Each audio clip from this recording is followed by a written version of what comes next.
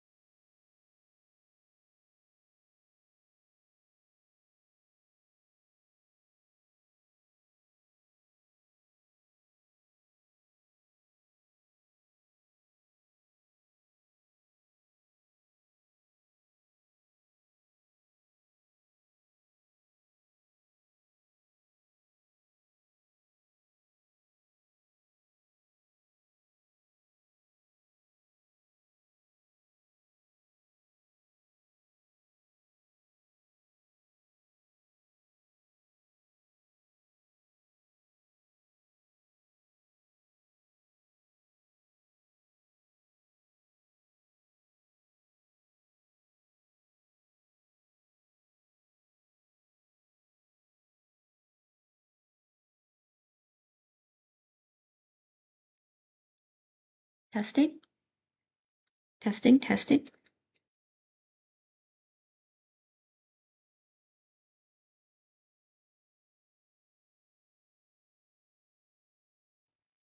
Can you hear anything? Can you hear anything? Oh, there it is.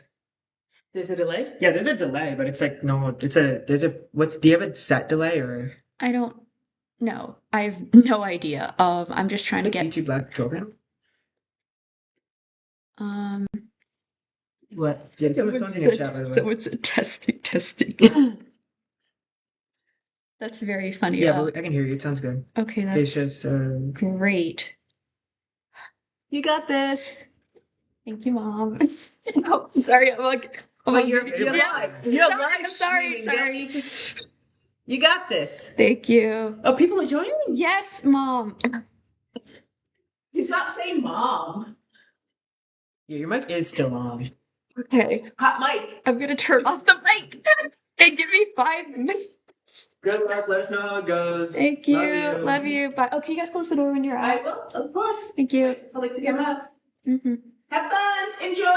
Thank She's you. got a lot of great things to say. I'm so sad.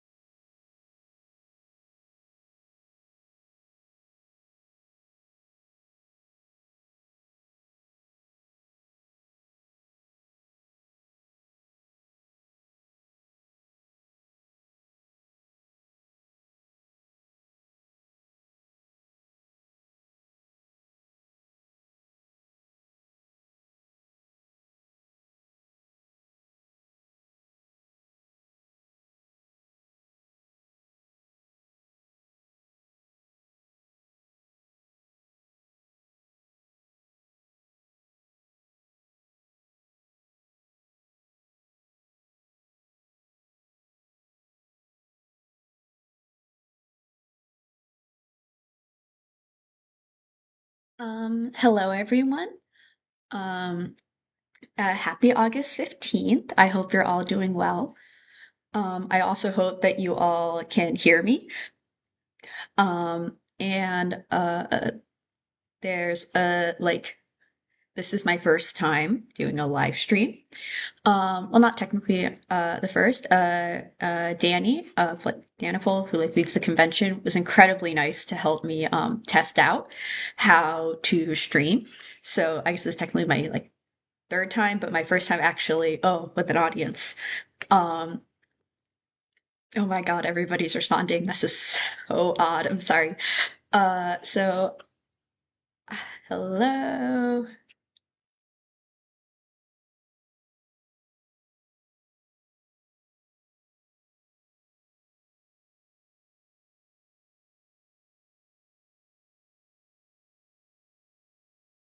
So I am going to start the presentation. Um, Hi, my name is Gabrielle Bertrand, and this is my panel pitching a musical theater adaptation of the Kagerou Project.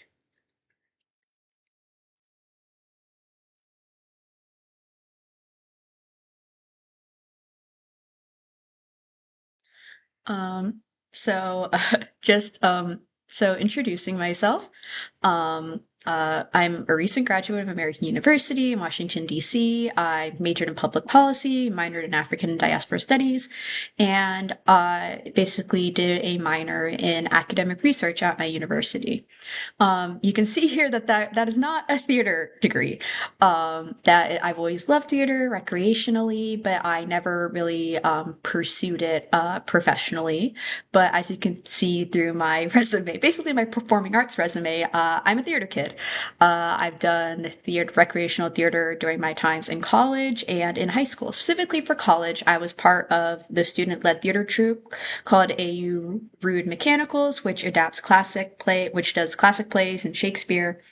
And I was a costume manager for Faustus last winter, and I was the assistant costume designer and that year, the year prior in fall 2023. And I also had a small acting role in a student written little theater festival the in 2022. I participated in so many high school productions. Mainly, I've done tech work. Really, in the year 2020, I actually did a gap year program. Oh, thank you for saying congratulations. But in general, I'm much more familiar what it's like backstage in theater than I am really on stage. Although I do have a lot of performing art experience. I'm a dancer, really. Did ballet for 8 years and was part of a competitive marching band team in high school. Um, and basically, I have a lot more experience doing backstage stuff, such as being an assistant costumer for 2 shows during my gap year and building a lot of sets and being part of tech crew teams in high school. Hmm. Hope that this. Sorry, I'm just trying to.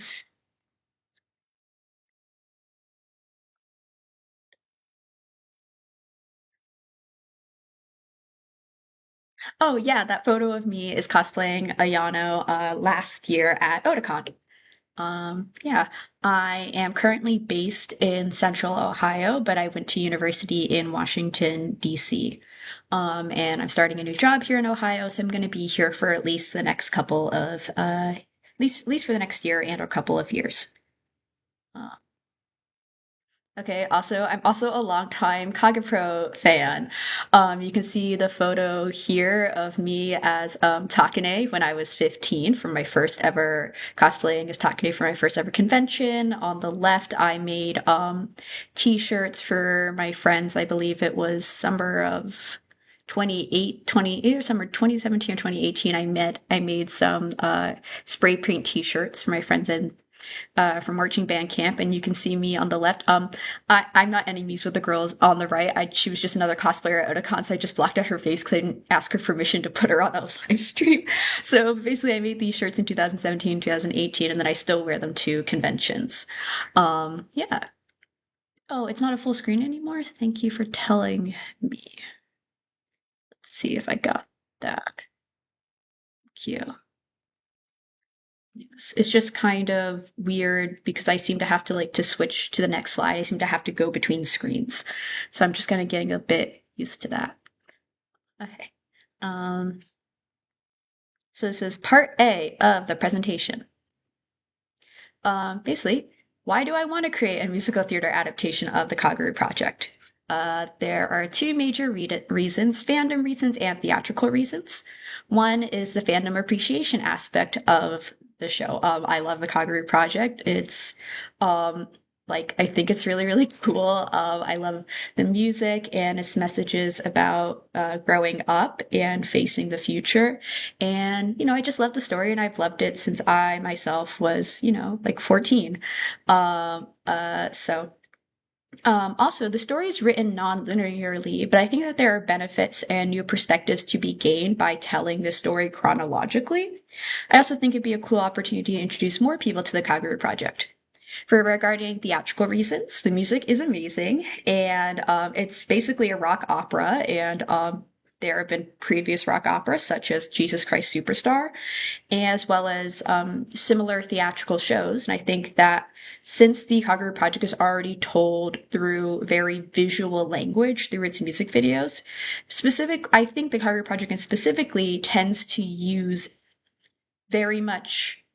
There are certain times in which through the way the music videos were made that it is creating a stage. I'm specifically thinking about Ayano's Theory of Happiness and her sitting on the TV. There's this sort of sense that the people creating the music videos for the Kagerou Project kind of understood it as a stage. But basically, the music videos already include a lot of visual language that can be replicated on stage. Also, the story was really important to me as a young person struggling with mental health issues, specifically Ayano. She is my favorite character, and I definitely think about her struggles and her struggles and her like lack of self-esteem despite caring so much and being and having community and people who love her, and kind of what's it like, what happens to the people around you when you drop out of society, either by like dying by the Yada or Shintaro, like shutting out. It kind of shows how it impacts the other people around you who do still care. And currently, another reason why I do this show is because there's not a wide selection of teen musicals, meaning musicals about teenage characters that are appropriate for high schools and that its cast members can find relatable. Such as there's, of course, High School Musical, Mean Girls, the musical 13, but then the other musicals we have set in high school get into stuff like Grease or like Hairspray, which is just like not really good musicals, but not really relatable for its modern teen audience. And I think that the Kagerou Project is a show that is like not as much about the experience of high school, but more about being an adolescent, that I think young cast members for this show could find it really relatable and inspiring and an overall just fun show to do. Mhm. Okay, also another thing I want to do is because it has been done before. The Death Note musical is pretty infamous, especially because it was originally written in English, and then, I believe the Death Note musical was originally written in English as a concept album, and then it was later adapted and put on stage in Japan and Korea, and then eventually, I think London. They had a production in London, I think a year or two ago. There's also the Your Lie in April musical that was last year, that was on the West End. And then there's also, the excuse me. Also, another thing is that musical adaptations of anime and manga franchises are pretty common in Japan. They're called 2.5 musicals, I believe. And they're a really great way for younger actors and performers to really get like a start in Japan's like musical theater industry. And here's an example of the adaptation of The Villainous Chronicles from a couple of years ago. So we even already have an example of a Vocaloid song like series being adapted for the stage. So how do we do this? Through collaboration. That was a really big thing I learned this summer while working on this panel, is that I was basically Like, how can I figure this out? Like, why is this seem to be going nowhere? Why am I struggling so much to create this panel? And then I read a book called Musical Theater, Production from Novices, which was very helpful, in which basically the issue was I was trying to do everything myself. Like, I myself have skills such as I'm very dedicated and passionate. I have great research skills, and I'm pretty well organized, and I know a lot about the Kagerou Project, but like I can read and sing music, but I don't know how to compose music. I've never done script writing before. I have not worked in event planning. There are all these there's so many moving parts to a musical theater show that you need a lot of people to join it. And a big part of this panel is really to help recruit people for the creative team and the production team. Which is just one and the same at this point because they're still in pre-production, that basically I'm looking for people to work with me to fill in those gaps of the skills so that we can create something that would be better than just me doing it all by myself. Um, I did want to present my first draft of the musical and get some fandom feedback on Act 1 and some additional perspectives on Act 2, since Act 2 is really it's basically the story is being told chronologically. So Act 1 is like pretty set in stone. It's Act 2 where there could be a lot of variation because that is where the book roots and the manga roots and the anime route and the music video roots all differ. So basically, this can only be accomplished uh, through collaboration. Okay. Um, okay, so I basically set out a 3-year plan for this project. Um, the schedule will probably be adjusted at some point, but this is kind of the schedule I created as a novice, as somebody who has not taken multiple classes on how to run a production. Basically, first step, I want to establish the creative production team, such as the director, the producer, the librettist, also known as the scriptwriter, also known as the playwright or scriptwriter, and the music composers, etc. I want to create a pitch deck for communications with other collaborators, such as licensing organizations, original music festivals, and potential collaborating venues. The term collaborating venues I'm going to explain later in this presentation, but you're going to hear it a lot. I want to begin writing the book for the script for the musical. This is known as the libretto.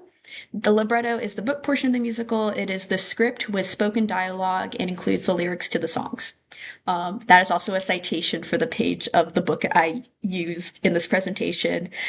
You take a girl out of college, but you can't take the citations out of her.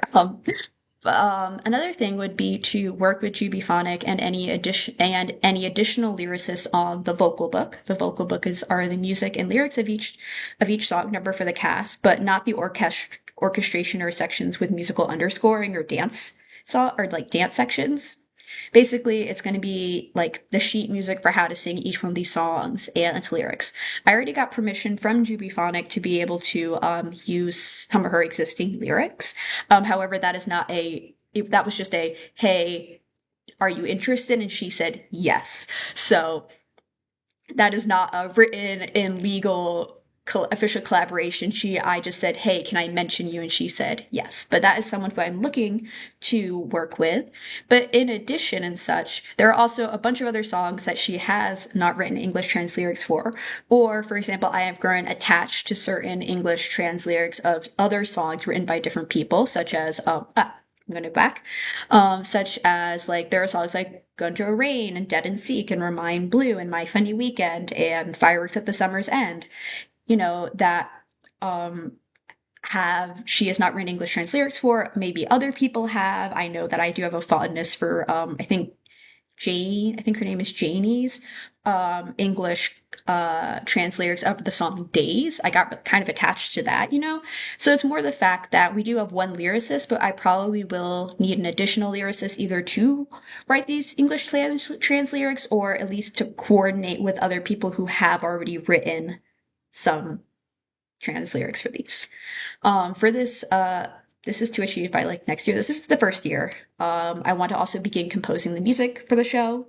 This is called the Piano Conductor Score. This is a full orchestration of the entire musical. It will be used by the rehearsal accompanist the musical director working with the cast and the conductor. Basically, I want to have like the piano music and the guitar for the show. Really begin working on that this first year.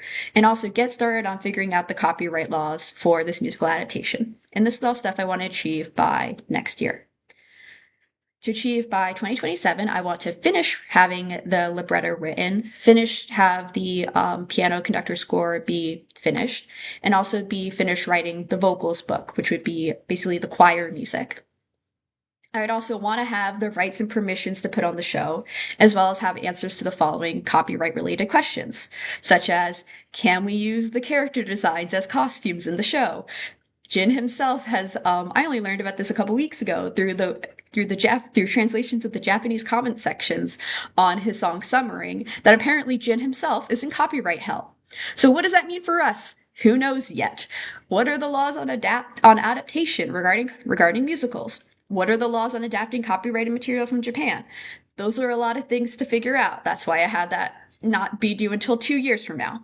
I also want to record in 2 years, have an audio recording of a stage reading of the show, a stage reading being in which someone narrates all the dialogue in the show, and we have 4 singers who can sing the different vocal parts of the show. It might be 4 to 6, because, it'd be like the soprano, the alto section, the tenor, the baritone, sections, just to kind of hear what it would sound like as a musical piece. And then I'd also want to submit the recordings of the stage reading to new musical festivals to get professional feedback. Goals for the third year to achieve by 2028 would be to have the show be performed within an established theater institution that works with youth and students.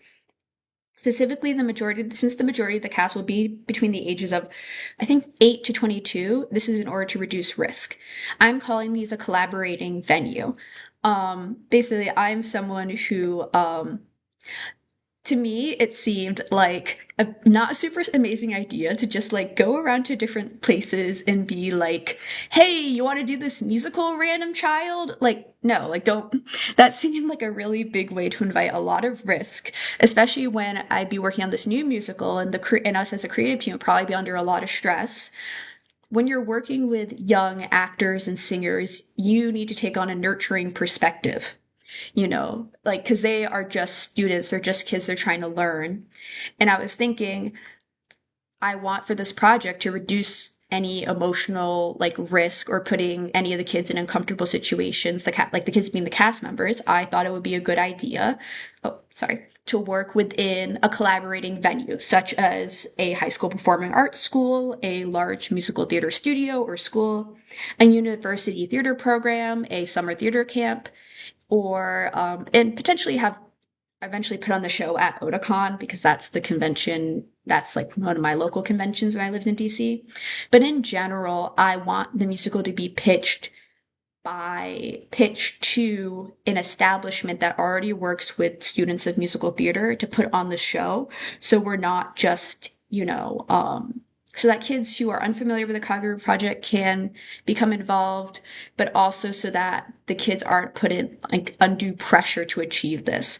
I don't know if any of you all saw the DazeCon 3-hour documentary by Strange Aeons, but about how Lachlan, who created the idea for DazeCon, and how it was very easy for the adults around her to manipulate her because she was 17 and very passionate.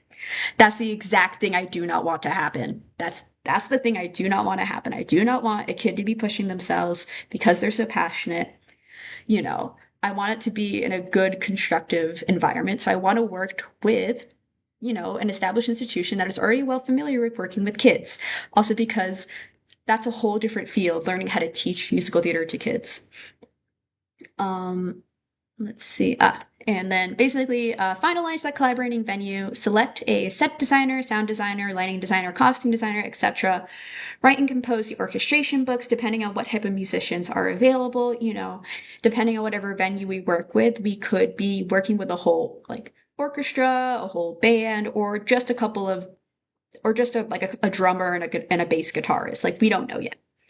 And hopefully hold the first ever production of the show within 3 years. I think that this is a bit of an ambitious schedule, but I just want to get a good layout for at least kind of some yearly goals. So, Elephant in the room, adaptation copyright hell. There have been musical adaptations of multimedia franchises, such as specifically musicals produced after the main franchise's major story has been completed, such as the recent Beetlejuice music, and the recent Beetlejuice musical adaptations of the Addams Family. So it has been done before, but it's also the fact that Act Two can be kind of whatever we want it to be, and there's already so much variance between the light novels, manga, songs, and anime. Um, whose permission do we have to get if we for me, I want to use the anime ending because that's the good end in which Ayano, Hiyori, and Haruka come back to life. And in my personal opinion, like the themes of the Kagerou Project cannot be fulfilled unless Ayano and Hiyori like come back to life at the end, and the days is like abolished. But like who owns the rights to that?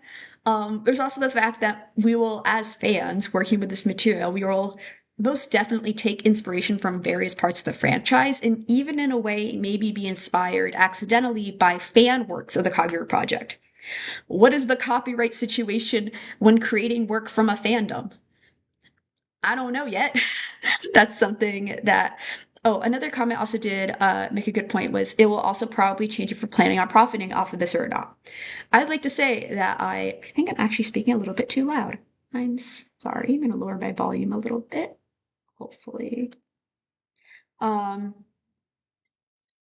for Marina Moraes, I will answer that question later.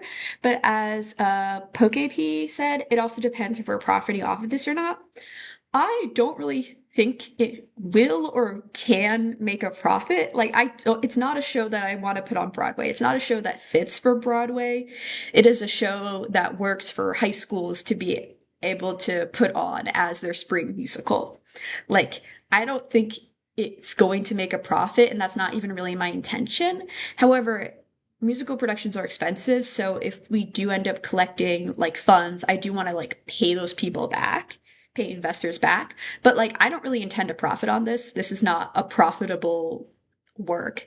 And so hopefully, whoever we work with will be okay with the copyright if we're like, hey, we're not going to make any money. But also, where does cosplay land in copyright? I don't know. Say also another thing too with like even using QB Phonics English lyrics, since she has a manager, like she herself is her own artist, to what extent like are the rights hers, and that's something we can work out later, but it's just more of this sense of like this is all really big and confusing and it will take a lot of time and effort to work through, but we do have examples of it being done, such as the Death Note musical and the Your Lie in April musicals as examples of media from Japan that was adapted in a musical in English, and then both of these shows were performed in the UK, which is not the United States, but at least we have examples that this is possible, albeit difficult, I am assuming. So now we're going to outline the roles for the pre-production process, basically forming the production team. I'm going to take a second to drink some water.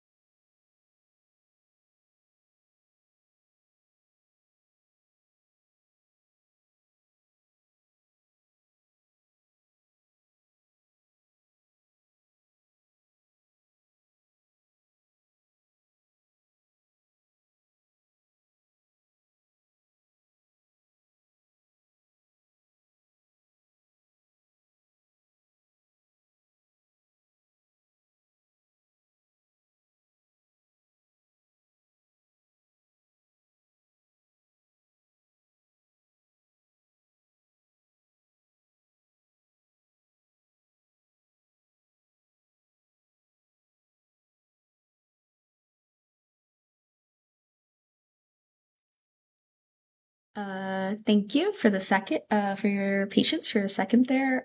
When we get to the halfway point, I will take like a 5-minute break. Excuse me. Sorry, I'm hiccuping. Also, I do see your comments, but I will be going over them when we get to the halfway point. Um, thank you. Um, Okay, so the production director, that's gonna be me. I'm sorry. I'm sorry, it's my project and I'm choosing to be the production director. Let me go back.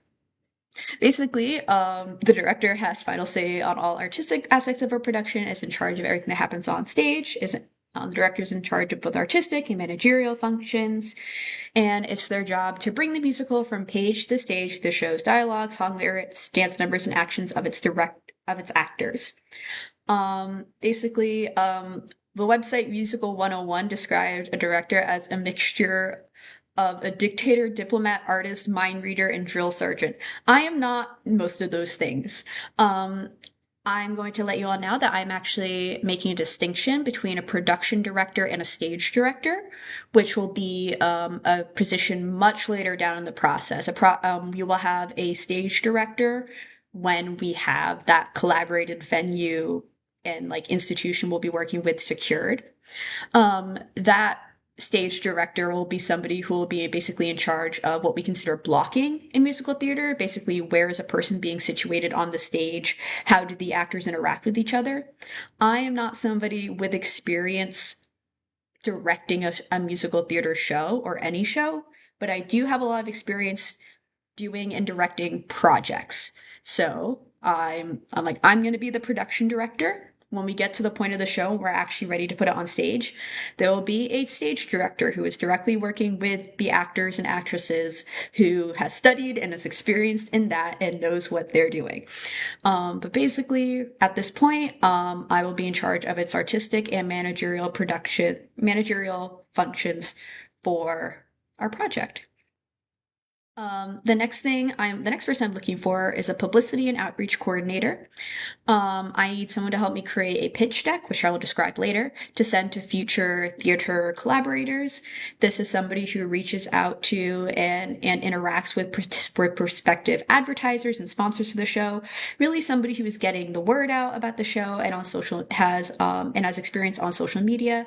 This publicity and outreach coordinator will also help me look for people to fill any open roles of the production team. I just graduated college. I will be working a full-time job from now on. Other collaborators with this project will undoubtedly run into similar issues and scheduling conflicts. I want to have somebody there who can help me find people to fill in certain gaps when those gaps will eventually occur. As life happens, sometimes a curveball gets thrown your way and you're like, oh, I thought I'd have the summer free to work on this. I don't. Let's find somebody who can do some of this work so that when I'm ready again to do it, somebody else can fulfill that place again. The publicity and outreach coordinator should have experience in communication, specifically with like publicity and outreach, and experience working on social media, skills in communicating professionally with others, and background in arts management and theater. Also, that person should be a KagePro fan. The next position I'm looking for is a communications lead and general production assistant. This person will also help me create the pitch deck. Basically, the production assistant will help me coordinate schedules, organize papers, and act as a messenger. They can really manage a lot of incoming, not funds, but like basic incoming requests and answer questions about the production for prospective people who are advertisers, sponsors, people who are just interested in joining the project. This person will also serve as a liaison between me and other members of the production team. This communications lead and general production assistant should be reliable, have good people skills, be organized, be not shy and not a micromanager, and someone who has a knack for scheduling and a take charge attitude. And this person should also be a KagePro fan. A producer. Basically, the producer is an incredibly important job in musical theater because they oversee all of the business aspects of the production, coordinating everything that does not involve the events on stage. The producer secures funding, watches over the budget, oversees the hiring of the creative team. We're not really hiring because we don't have money, but basically oversees who is working with us. That producer will secure the theater's venue and make sure everything's running smoothly, and they have the final authority on all spending. decisions, and their goal is to get the best possible team to stage the best possible production while staying within budget without a major financial loss for investors.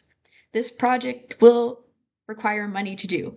We're not at the point at which we will be needing to ask for money for any sort of investors, but that will happen within the next 2 years. So we want to have somebody who has professional knowledge and experience working in the performing arts space, working with us. This person should have experience with budgeting, securing venues, and funding for large events. Preferably, the producer will be a KagePro fan, but it's not required. They should have an interest in supporting musical productions. They can create a budget.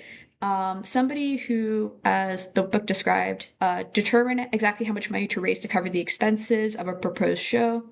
And basically, a producer this is not your first time doing this. A producer that we may use does not have to be a KagePro fan at this time. And when a producer comes to mind, I'm thinking of maybe former professors I've had, or maybe for any of you, maybe thinking of maybe if you did theater or something related to the performing arts as a degree. Maybe you're thinking of like a professor who maybe could serve as a good producer. But basically, I don't want it to be a situation in which we're working with money and this is our first time doing this. But in general, I saw Maury's post that the main experience someone needs is to be a KagePro fan. Yes, a bit. It's not mandatory, especially with this producer position. I really kind of want somebody to be like, quote unquote, maybe like, I know I'm an adult, but like the adult in the room, somebody who has done theater production before and can stop our team from accidentally defrauding people. I don't want that to happen. Um, you know, trying to like make these decisions ahead of time before we run into any potential issues. We need a legal consultant. We need a legal consultant who can research and interact with lawyers for the various copyright issues producing this new musical presents. Someone who needs to understand the rules about adapting existing works into musicals, rules about translating foreign language works into English for an American production, rules regarding costume designs and character designs in regards to copyright, rules surrounding writing trans lyrics of existing music, experience desire, be a lawyer, or at least knows how to find a good lawyer, someone who's meticulous, persistent, and detail-oriented, and has knowledge of the Japanese language or access to a reliable translator. This is very important, especially because, like, I don't want to waste everyone's time and effort for us putting on a show that is not feasible. But we have examples that suggest that it is feasible to put on this show. But we do need a lawyer. We need a lawyer. If any of you are law school students, and are interested in choosing a field of law to study, you should definitely choose copyright and then do a minor in Japanese language. That'd be so cool for the project. I'm kidding, but some of you may be in that field, and I'm basically looking for someone who either is a lawyer or knows the field well, or at least knows how to find somebody who can help us understand this. Okay, I'm seeing the comments, so you guys, can you hear me? That's something I'm worried about. Is the connection going out? But also, this legal consultant does not have to be a KagePro fan. They just need to know the law. Next position I'm looking for is a business partner coordinator. This will foster relationships between our production team and the various businesses already involved in the Kagerou Project in Japan and the United States. Something I was reading about in the musical production for novices is that, to me, I was looking at the show as, oh, pretty please, can we please have permission to put on this show? But the musical was like, hey, shows are also a good opportunity for existing businesses to get advertising. They will pay people, businesses will pay will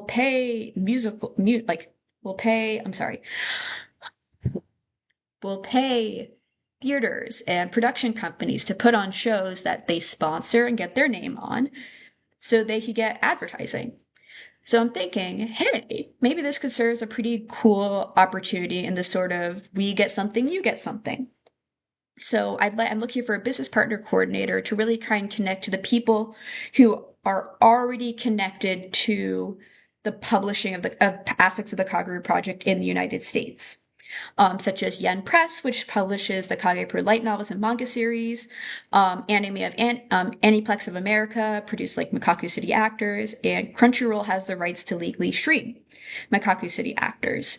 We're basically looking, and not just for asking for permission to do the show, but also looking to see, hey, who here wants to sponsor us? What is a business that is, what are there any businesses that do perform services or sell products related to Japanese media and musical theater that could get something out of working with us? For a business partner coordinator, I'm looking for somebody with professional experience working in publicity, sales, and or advertising, someone who has knowledge of the Japanese language or has access to a reliable translator, and hopefully is a KagePro fan, but that is not mandatory. As I said before, now I'm explaining what the pitch deck is. The pitch deck will be created by the production director, me, the future communications lead, and the future publicity and outreach coordinator. This was actually recommended to me by a panelist at a convention I went to, Anime Columbus. And this one cosplayer and also panel host who works in Disney's merchandising recommended me creating a pitch deck when I described this project to her. She said, make a nice PowerPoint and a PDF version of it to send out to people via email to get them interested in the project.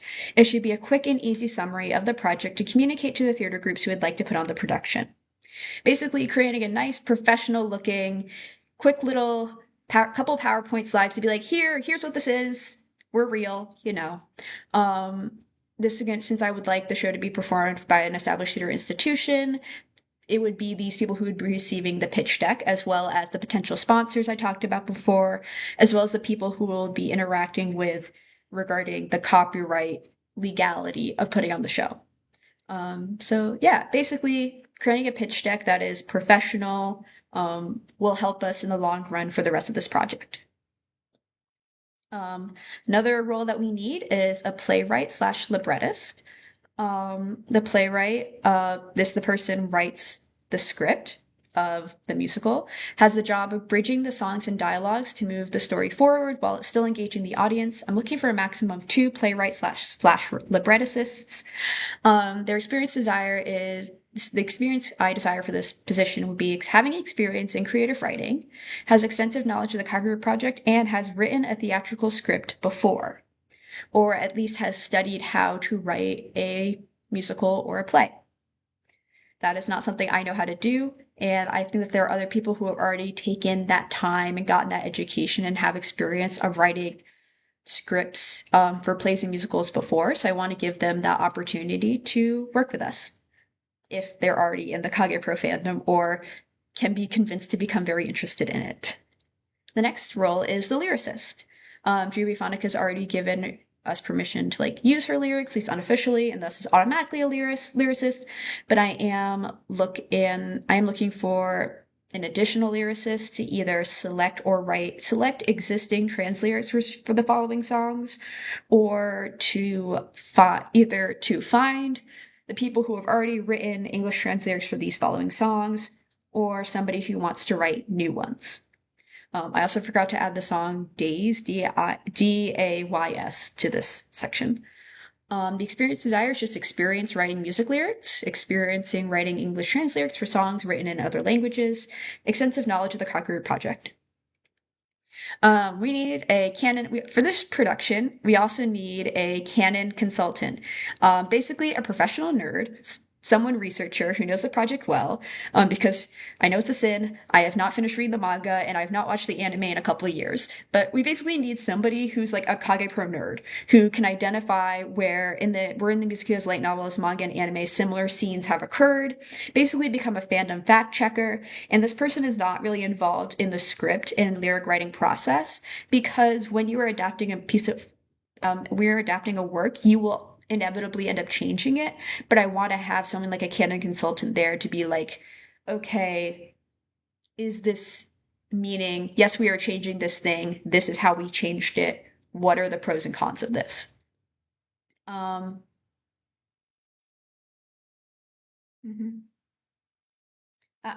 Sorry.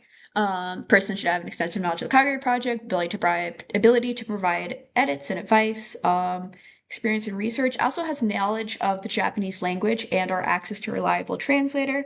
I also want this person to have knowledge of Japanese culture and perspectives, to be kind of oh, don't do that, that would be culturally inappropriate, you know.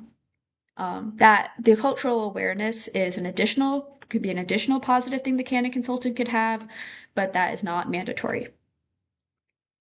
Also, I can have more than one canon consultant, but I wouldn't want more than two, I don't think. Choral composers, a maximum of two choral composers. Basically, these are the people who would be writing the sheet music for the different musical parts for the singers. They work together to create the vocal book, which is basically the sheet music that each one of the singers in the musical will be getting. They should have experience composing choral arrangements, can write sheet music, and understand how different musical parts blend and interact within a choir.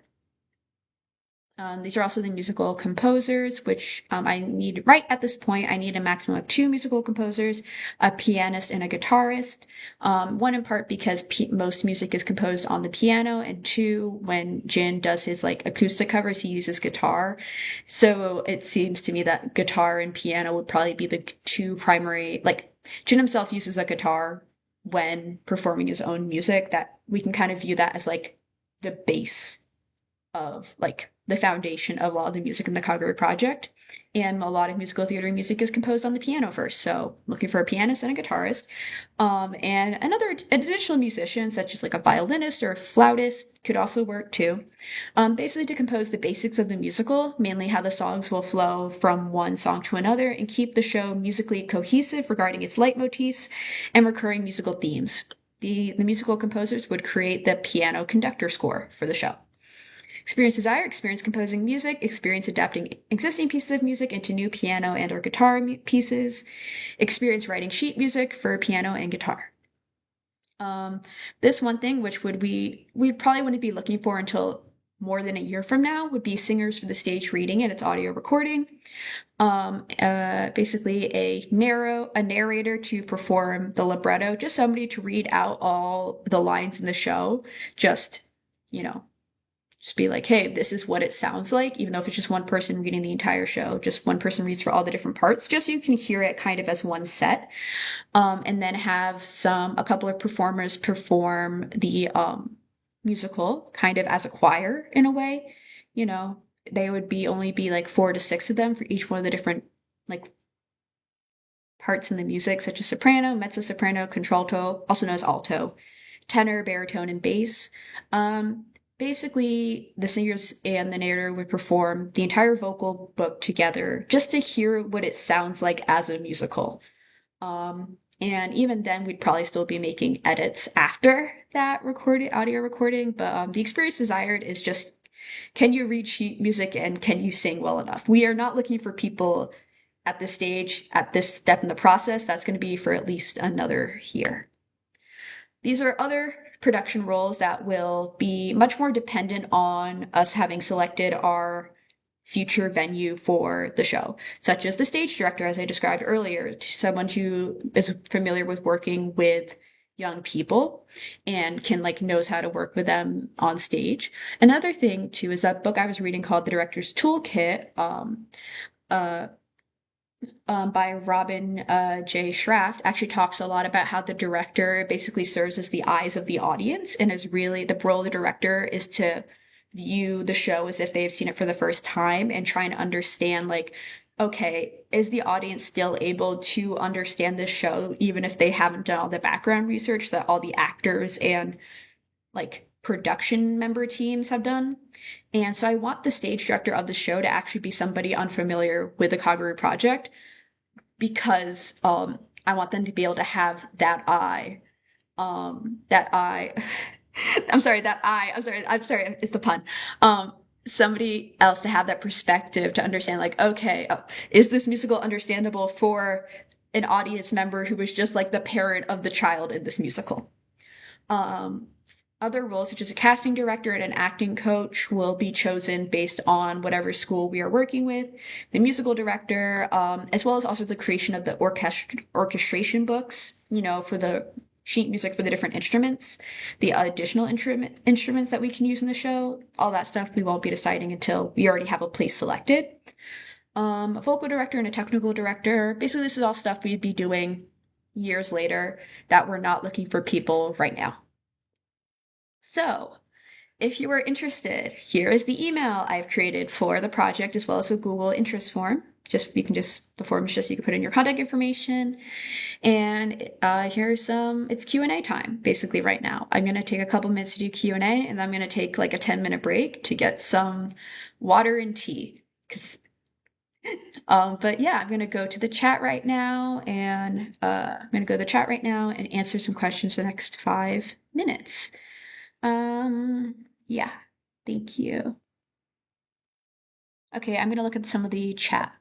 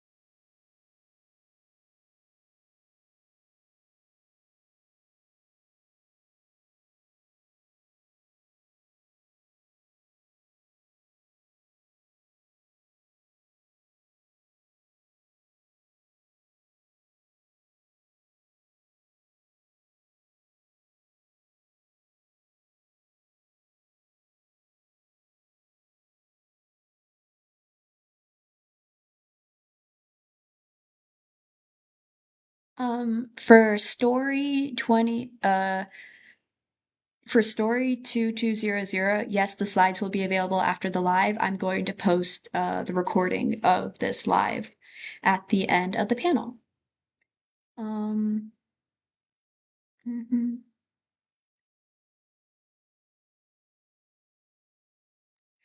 Okay, also, story 2022. You said that Ripple, the company that owns the Kagerou copyright, is going bankrupt. Can you please put that in the comments and explain it a bit more? And speaking of the show, would the book be translated into Japanese as well? I That is a good question. I'm not sure yet. I think it'd be more the sort of sense that like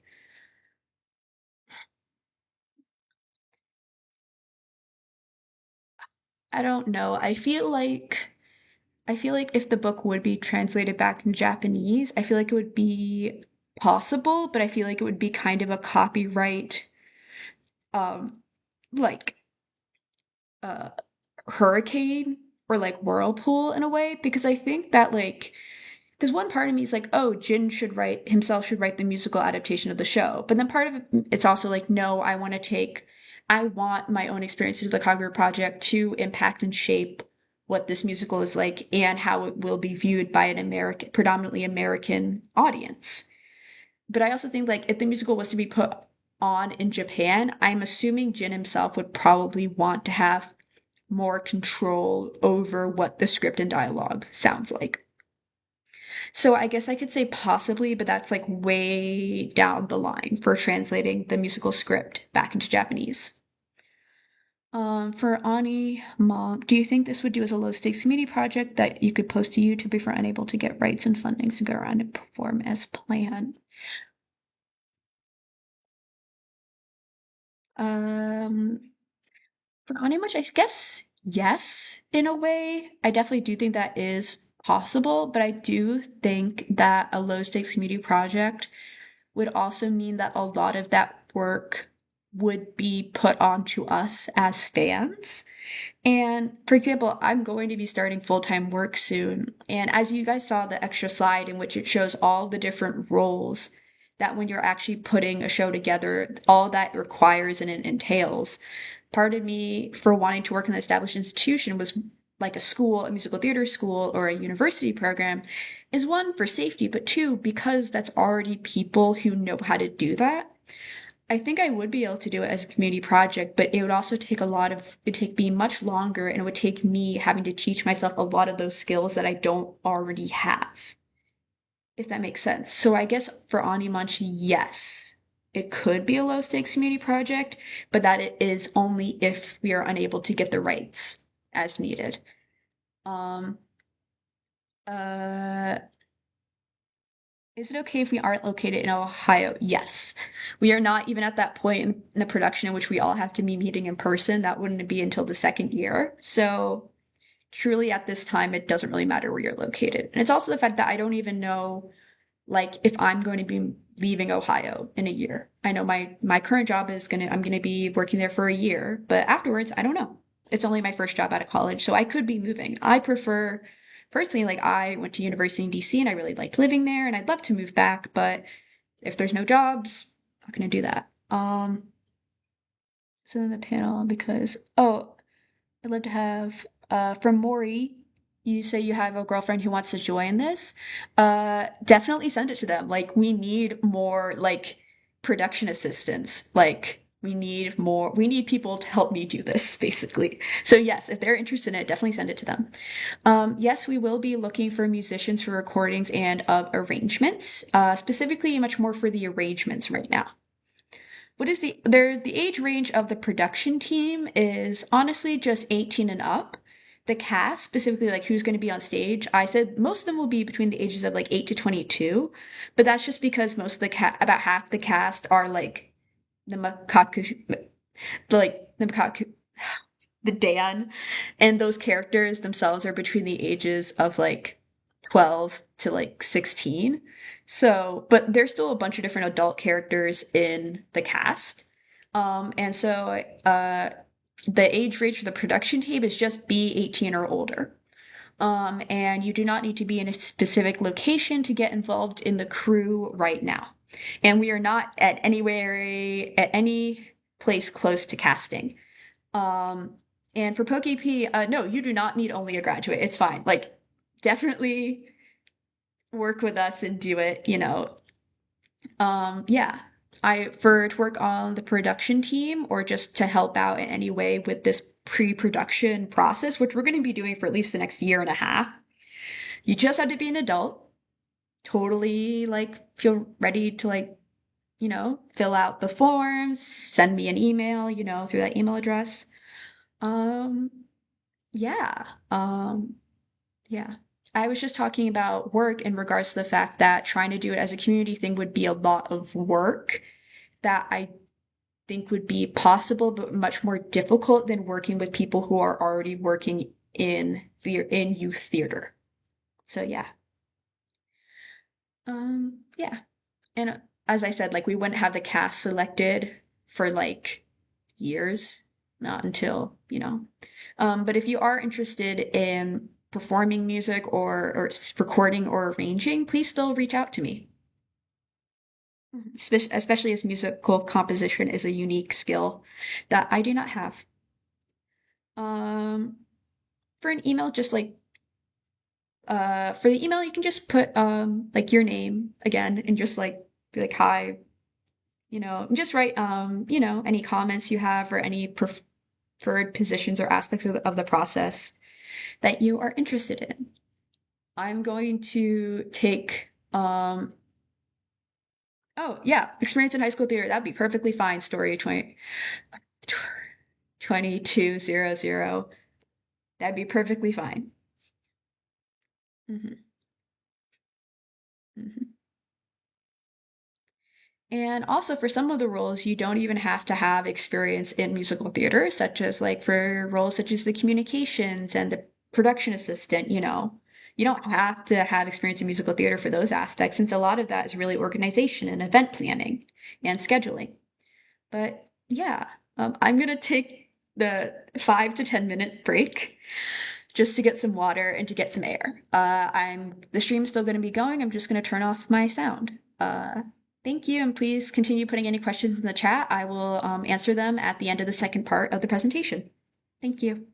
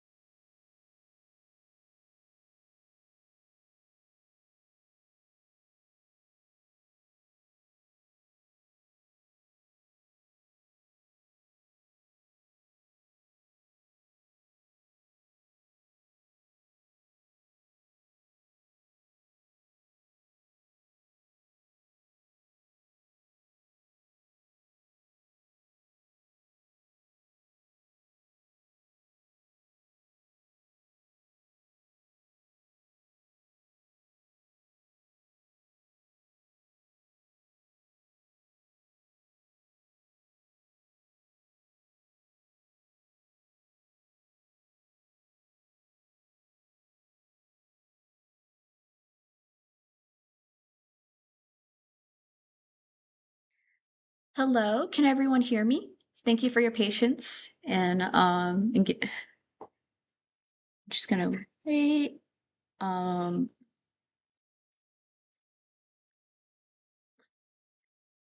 Hello.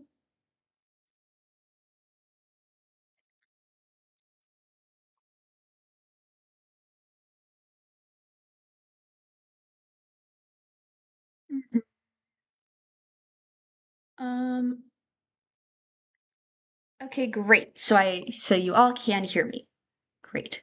Um, so next slide. Part B. This is basically going into my draft of this is my draft of the musical, basically. And there's going to be a pretty large cast for this show. We're going to need at least 28 actors, but I'm basically going to start explaining each line represents one actor, and most of the actors will play two roles.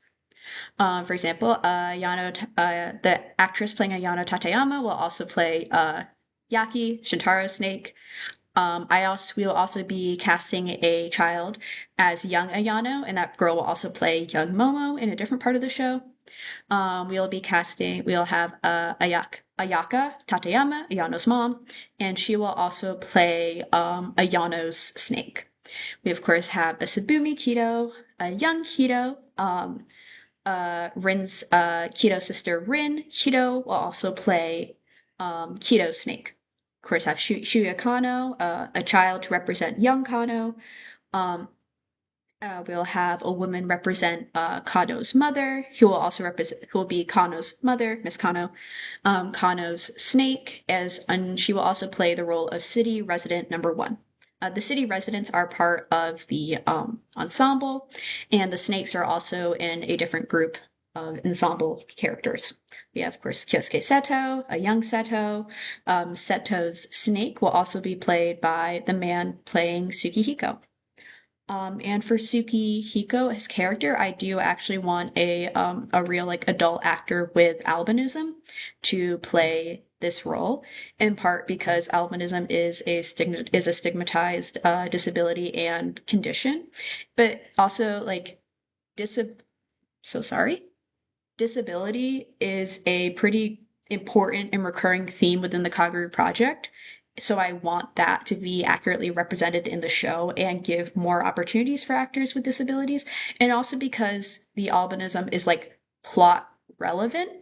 Also, it's incredibly interesting that Jin was making a reference to that I only recently learned is that people with albinism are very often born with eye problems due to the lack of pigmentation in their eyes, which is why Tsukihiko in the Kagerou Project is always shown with like closed eyes or squinting because people with albinism actually usually have to wear like sunglasses because they have eye issues. And I think it's super like notable that the combination of eye powers and somebody who is born with a genetic condition that actually typically limits their eyesight, unless for like Shion and Mary, snake magic, they don't have eye problems because of that. We'll also be having someone play Mary Kusakura. In the musical, Mary can actually be considered the main character. She sings the most amount of songs, with the second most important characters being Ayano, Shintaro, and Takane. She actually has um, one more song than both Ayano and Shintaro. We'll have a young like child actress play both young Mary and young Shion. We'll have an adult actress play Shion. We will have an actress playing Azami, who will also play Mary's Queen Snake. Next character list, we have, of course, Momo Kisaragi. We have the same actress who will play young Ayano will also play young Momo. We will have Momo Snake will be played by Mr. Kisaragi, Shintaro, and Momo's father, who will also play the ensemble role of City Resident 2. We have the same actress who will play Takane Enomoto and Ene, which just be one girl who plays both roles. With Ene, we will likely have her be represented when Takane is Takane, she'll just be on stage, but in sometimes in the show, when it's Ene, we might just have it be like a recording, as in the actress will stand back behind stage and then deliver her lines into the mic, but we can't see her on stage to represent Ene.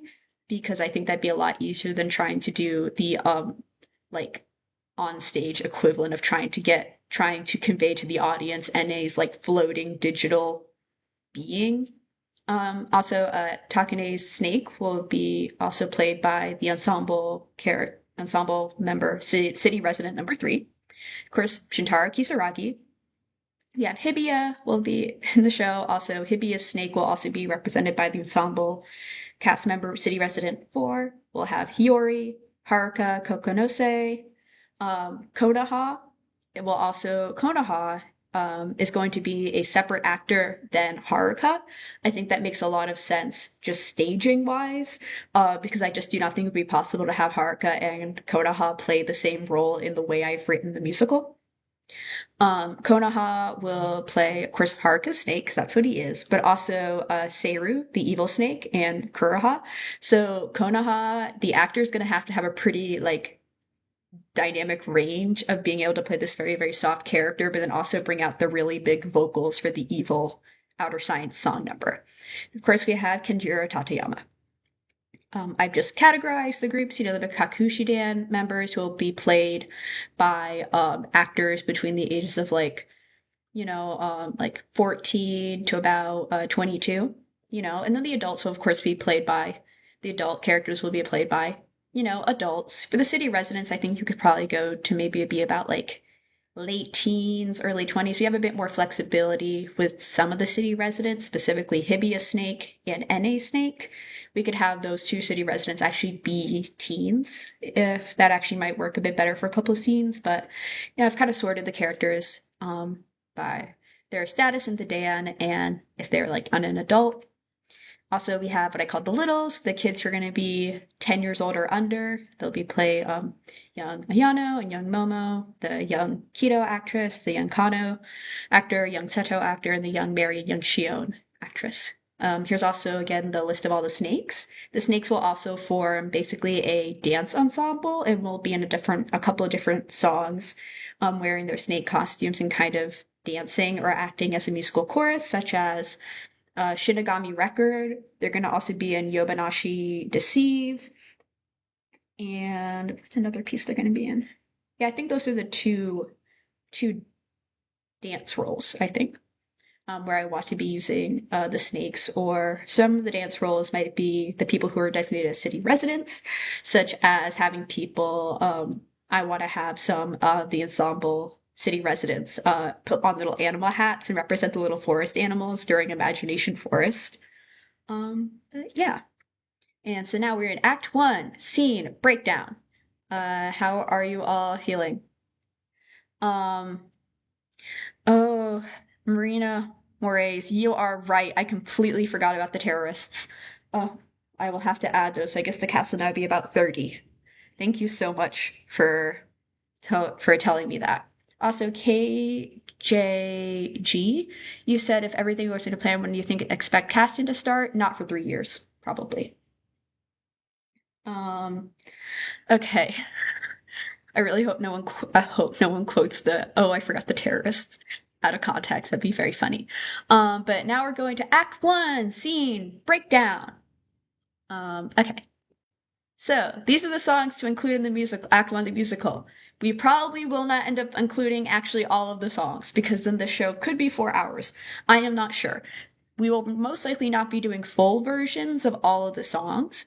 Some of the songs, for example, have part A, part B, is because I will be dividing the song in half, such as you'll see this in the scene breakdown, but for example, doing like only part of Ayano's Theory of Happiness, having some more scenes, do the second part and do the third part. For UK Yesterday, it's part A, even though it's almost like 100% of the song, except like the last like verses will be in UK Yesterday Part 2. So they're all going to be different lengths of time. But as you can see, this is pretty aspirational and there are a lot of songs. This is just my proposal. This will be edited, but this is just to kind of see how I want to include as many songs as possible in the show. Okay, so Act 1, we are going to be opening the show Oh, Marina. Okay, Marina, I see your question about the ensemble part. You're asking amazing questions. I will definitely take note of that. Thank you, specifically for the other ensemble cast members. Okay, so we are in scene one. Scene one, beginning of Act One.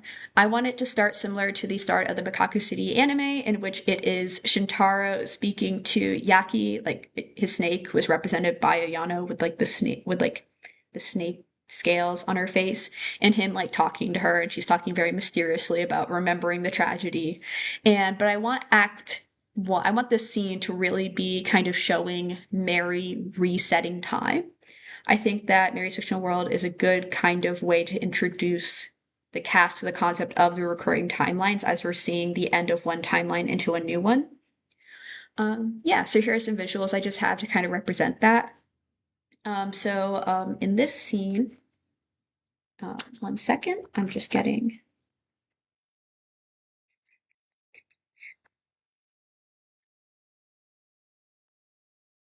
Mhm.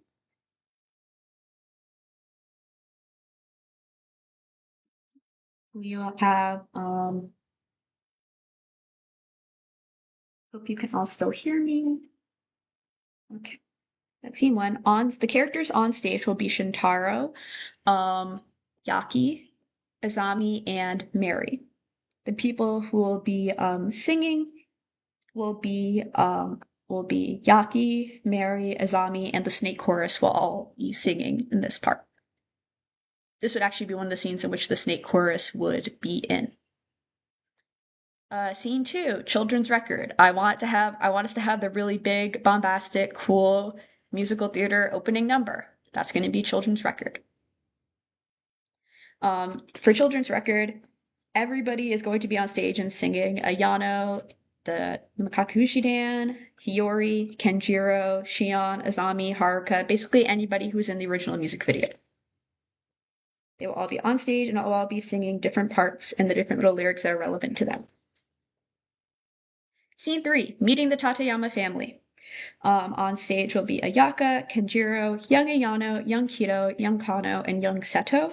This is really kind of an introduction to the family. I kind of want to explore the dynamics of Kito, Seto, and Kano, and Ayano as children. I really was imagining a scene of the kids trying to get ready for bed and hiding from their mom, hiding from Ayaka, and using their eye powers to kind of um, get out of getting ready for bed. Because I'm trying to think of a show don't tell, such as like Keto, like using her eye powers to hide, like to like disappear because she's worried about Ayaka getting mad at her for not being in her PJs yet. I imagine Kano turning into like a cat, and Ayaka's like, "We do not own a cat, Kano, change back." Or then Seto just like crying and reading Ayaka's mind, being like, "It's fine, mom's not mad at us," you know. So I was trying to really think of, I don't know, exploring the dynamics of the kids and introducing the eye powers more organically. I'd also want to show Ayaka as being the more structured, authoritative parent, while Kenshiro is the more like, you know, it's whatever, the cool dad kind of vibe. I also want to introduce Ayaka as a folklorist who is studying the Japanese Medusa, kind of showing that she is somebody who is studying this, because that's like a little trivia thing of the show, but kind of saying that like Ayaka knows a lot about the days because that's something she's been studying like as part of like her job as a professor. And in the musical, we're going to be leading into Shinigami Record. I really want in the musical, Shinigami Record is a song, like within the text, like within this musical, Shinigami Record is a song composed and published a couple hundred years ago by Shion about her family and about her time traveling Japan after her mom went into the days before she gave birth to Mary. I kind of want to talk about this as Ayaka telling the kids the story of Shinigami Record, basically because Ayaka suspects that the three kids are somehow descendants or related to the Kozakuras, and Ayaka states that is Shion who was recorded this poem, which we sing as a music number, the poem being Shinigami Record, based on this mysterious woman from 300 years ago's the disappearance of her mother. So yeah, I kind of want the song to be introduced as Ayaka singing or like reading a storybook, and then it transfers the scene into showing Azami and Tsukihiko and like young Shion and what happens and how she went into the create the days and left. I'm not sure if that all makes sense. I'm going to check the chat.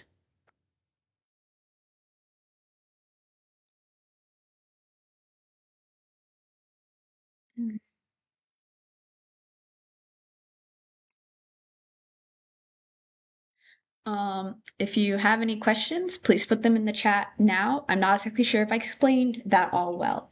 I'm trying to figure out of like how to also because also Shinigami Records, specifically its version in the anime, is such a beautiful song, and I do want it to be included. And I do like the idea of it being introduced to the Makakushi Dad as a story their mother once told them. I think it's a good way.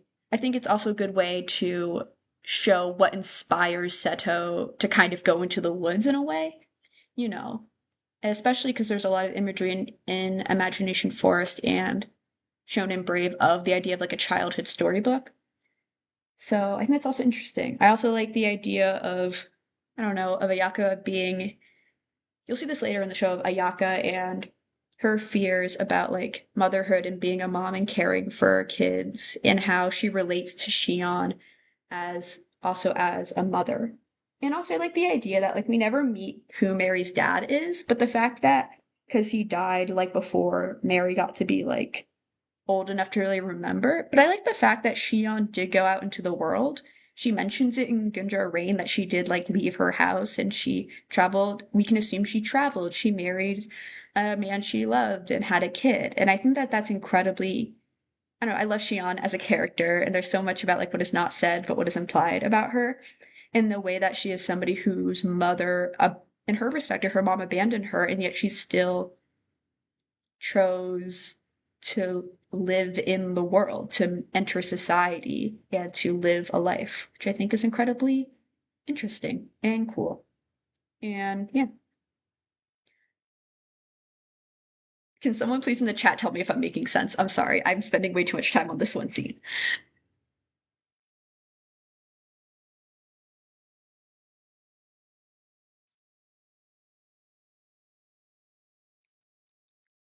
Okay, got one. Thank you, Pokefee. I'm just gonna go to the next scene. Thank you. Okay, next scene. Ayano's Theory of Happiness, Part 1. This is when she introduces the idea of the Makakushidan to the kids, and the whole like red scarf, and the red is the color of a hero. On stage, it's young Ayano, young Kiro, young Kano, young Seto. The person who will be singing probably this track will actually be Ayano, like the teen Ayano. I think she'd be singing a lot more this part, while like, the younger version, the younger actor of her will be like, interjecting a little bit. But, you know, I just think it's, it might be a bit of a hard song for a kid to sing. But yeah, basically it'd be the four of them on stage together in the house. Next is Shonen Brave. On stage will be, at the very beginning of this piece, will be young Seto, young Kiro, and young Kano. Later in, like, that's only in the first, like, 30 seconds. Then later in the song, it's really young Seto singing and the city residents as he runs away from the city and into the woods to kind of maybe, because he already, he kind of runs into the woods randomly, but then he's there, he's like, and he finds the girl he's heard in his mom's story, then it's like extra cool. For Shonen, I'm trying to do a combination of Shonen Brave and Imagination's Forest. Not exactly sure how we would do that, but I think there is a way. Next, Imagination Forest. On stage, young Seto, Mary, Shion and young Mary, and also like, the bandits will probably be on the stage for briefly during that interlude. And I do want the city residents to be wearing animal ears and like accessories. I want this song to be very like children's theater, very like not like kind of like little puppets, very cutesy, very fun. Just a very lighthearted song. That really is like that like kind of captures that innocence and beauty and joy of childhood. Next song is this one we may not have time to include in the show, but this is kind of like a personal thing I really like, is Junjo Rain. On stage would be Ayaka, young Ayano, young Seto, young Kano, young Kyoto, all sleeping in the bed as the stage is kind of split in half with Ayaka and her kids and Shion and young Mary. Both the mothers have their kids in bed as Ayaka is reading this poem, the poem being Gunjo Rain, published by this woman she does not know 300 years earlier. That is like, it's kind of in this way of like connecting to people's emotions across through literature and song from hundreds of years ago, but really as Ayaka sings a song to herself, like Ayaka reads a story to her kids as she imagines Shion doing the same thing with Mary as a child. I do love Gunter Rain. It's one of my favorite songs, and it's a really beautiful song about motherhood, and I think it's really cool. Yeah. I'm not a mom though. I should like I feel like I don't know why I said to say that I'm not a mom, but like you know, mhm. Okay, so now we're doing Yana's Theory of Happiness Part B. We just got to have a Yaka song, then she passes away in a car accident. Sucks. So we're doing that. If we're doing that, we're doing those songs. On stage is young Ayano, young Kiro, young Kano, young Seto, Kenjiro, and Ayano, older Ayano. Like the teen version is the one who is singing. Right here. Yeah. I also think in this scene, I also would probably want to have the teen Ayano be on stage and still have young Kito, Kano, and Seto on stage to kind of show the couple year age difference between them, to show how at that age, Ayano just being 2 to 3 years older than them would be like taller than them. Okay, so now we're doing Tomei Answer. On stage and singing are Shintaro and Ayano. I really like the idea of these two kids meeting in middle school, these two kind of social outcasts, meeting together and how they're both dealing with grief, I think. For example, like Shintaro doesn't talk a lot about it, but his dad did drown. Like Shintaro lost his dad and, he was young when it happened. But like that's still something that's going to impact a kid. And I still think the similar thing with Ayano and how they kind of both recognize their status as like struggling to socially connect with their peers and how they're both kind of like on the same wavelength. And I love Tomei Answer. It's a great song. And it just shows their first meeting in middle school, and it's a duet between them. Next is Dead and Seek. On stage is Kenjiro. The person singing is Seiru. I think it's really cool. I like how I want to show how Seiru as a snake, as an evil snake, like preys on its victim's grief and in order to perpetuate its existence. And I definitely do want to do some sort of musical representation of the grief that Kenjiro feels, and also the fact that like the snake only controls his body when he's asleep. I think that's super interesting. Yeah, I think that struggle between, that kind of his unacknowledgement of grief, which I think is more addressed in the books, um, and how that makes not addressing the grief in his own life makes him vulnerable to manipulation by the magic snake living in his head. Okay. Next song, UK Yesterday. This is almost all the song, but we're doing UK Yesterday. On stage is Kenjiro, Takane, Haruka, and I think I'm gonna have one or two city residents pretend to be classmates of them. And it's really Takane's song. She's singing.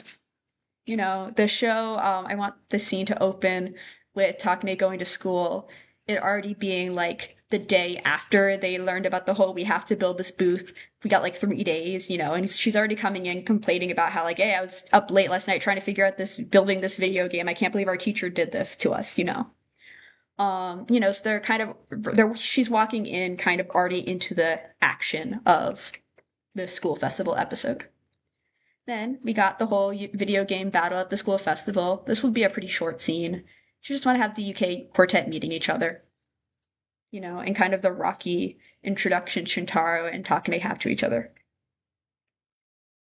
Then there's Remind Blue, which is really going to be Haruka's song. And it's on stage is Haruka, Takane, Ayano, Shintaro. Momo and Kano will be have brief little cameos in it, but it's really about Haruka singing, and it's about their friendship. It's like a friendship montage of all of them and them getting to know each other. And also, I want the song to kind of show in a way Haruka's kind of slowly trying to realizing that he's not going to reach adulthood. But like this group of four kids are like friends, and it's so cute, and I want to show that. So let me answer part B.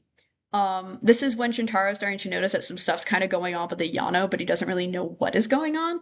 Also, I love the scene in the books in which Haruka like tells Shintaro, "I am going to die." And it's also notable that the fact that Haruka only tells Shintaro. I think that that shows that these two are incredibly close friends, and I really want that to be included. And I also want that to be like something that is included in the story because the music videos really show about like how Shintaro grew as a Yano, but Shintaro himself doesn't seem to acknowledge that three of his only friends died in one weekend. Like, no wonder this kid stopped going to school. I would. Um, and I also I know that Yano and Shotaro have this pretty famous fight on the bridge, and this is referenced in Lost Time Memory and Additional Memory. I kind of want this fight to be about a Yano trying to ask Shintaro was like maybe like a day or two after Haruka told Shintaro he's dying. Maybe Yano tries to be like, hey, what's wrong? I know something's wrong. And instead of acknowledging that, he says like the whole like, why don't you butt out, disappear, and never come back? Like that. I kind of want maybe that to be a reason. I want to at least show that fight, especially because it's shown in additional memory about like this fight they had. And I want it to kind of be connected to the fact that like, thank you. PokeP's like, we got to do the bridge thing. Yes, we do. And I think a good reason for that could be Shintaro is holding on to the fact that Haruka just told him he's gonna die, and he didn't. And he told him don't tell anybody else. But Ayano and Haruka are also friends. I just think that would be a good reason as to why this whole fight would happen. Okay, and then we of course had the scene of, Haruka's health episode at school when she passes out and then Takane blames herself. And then she's like, Kenjiro, who's still like in normal, like he's not, Kenjiro like takes Haruka to the hospital, and he's not like possessed yet. He just takes him to the hospital and Kakene's crying and being like, I feel so guilty. I should have realized that he had passed out. And then Ayana's like, no, it's fine, sweetie. You care so much. Go to the hospital. Go tell him, that you care about him. She's like, I'm going to go do that. And Ayana's already in the school because Ayana knows her dad's gonna kill somebody. And then, so we got the scene, of course, in which, like, and so then I want to show, like, Ayana kind of, like, making the paper crane and leaving it at Shintaro's desk because she knows that her dad, cause she found the forms that had, like, her dad's names of his plan to, like, kill them. So she tries to go confront her dad, but Kenjiro, like, between putting Haruka in the ambulance and then Kenjiro comes back, now he's possessed by Seru, and then he kind of, I think he does something to paralyze Takane, I don't know, and then he like kind of kills her. Well, like he paralyzes her and then kind of kills her and then puts her in a tube. But yeah, I want that scene to happen, but like quickly, kind of. And and I do want the UK part. I want the last thing of UK yesterday, in which Takane's running towards, running out of the school. It's like running towards the school exit, trying to be like, I can get on like a bike. I can make it to the hospital. Being like, I do care about you, Haruka. I gotta try. And then she's immediately face plants because Kenjiro just like paralyzed her. So we got Ayano's Theory of Happiness Part C. Ayano kills herself. Yeah, she sings the last part of Ayano's Theory of Happiness and she dies in front of Kano and Kenjiro, and it's very, very sad. I feel like I'm talking about this a bit too lightly. I just need to like kind of get through like all these scenes. So yeah, it sucks. Next song, Additional Memory, one of my favorite songs. I want to do the whole Additional Memory music video. I just want it to be a power ballad. It's just Ayano singing alone. I want her to voice that stress and grief at realizing she just killed herself and made everything worse. Because I want it to be a very stark contrast between Ayano's theory of happiness and this whole idea of everything will be better when I'm gone. Her falling and realizing, oh shit. Because truly, that's actually really what it's like. So I do remember the day Additional Memory came out when I was in high school. I was leaving my high school chemistry class, and I listened to the song. And I was like, oh my god, killing herself was a terrible idea. You know, yeah, so, but yeah, I want it to be this like, oh my god, I should not have killed myself. Ah! You know, and then we transition into, we're still in the days now. That's now we're still in the days, and we transfer into headphone actor. Um, and headphone actor. This is the second time the audience really gets to see the days. And I want to be Takane running around. I want it to be the city residents. And I also want Takane to at some point run past young Kano, Hibiya, Hiyori, young Momo. And like, because the days kind of exist in this weird thing in which if you are in the days, you can kind of see anybody who has also been in the days, even if they're not in the days anymore. It's like a pocket dimension. And I want to explore that. I want Takane to kind of just run past a bunch of people, and all these other characters are kind of making cameos for us to kind of figure out, oh, this day's time is weird here. Yeah. Also, the music transition from IL Theory Happiness to Additional Memory is going to go so hard. But yeah, I want a headphone actor. Yeah. And then we're still in the days here, and then we're now showing Haruka in the days and him being tied to like connected in this incredibly like well drawn scene in the novels is about like him being trapped in the bed and him being offered a snake, and he's like, I don't want that body, and then the snake's like, okay, I'll leave without you then, and Haruka's like, huh? We all know how Konoha gets created, but yeah. And then this is the last scene of Act 1. We have Tomoe answer part C. It is just Shintaro singing alone. It's just him singing. And on stage, what we're going to see is really like Shintaro coming into class, realizing Ayano is dead. Like, as he kind of realizes that like there are other students who have also like he realizes he loses all like his friends are dead. And then we also have Kido, Kano, and Seto move out of the house. Since I assume that in this point it'd be Kano who would be like to Kido and Seto, I don't want to live at home anymore. I don't want to live at home anymore. Can we get an apartment? And Kenjiro, who's still in normal form, is like, okay, sure. My teen children are grieving. I understand if they don't want to live in this house anymore. I will pay for them to have an apartment and to get groceries. So then Kido, Kano, and Seto all move into the 107 apartment. Kano not telling them it's because their dad wants to kill them, of course, because nobody knows that. And then as they move into this 107 apartment, I want them to go and kind of pick up Mary, and that's the end of Act 1. Act 2, I'm going to take a sip of my tea for a second here. Um,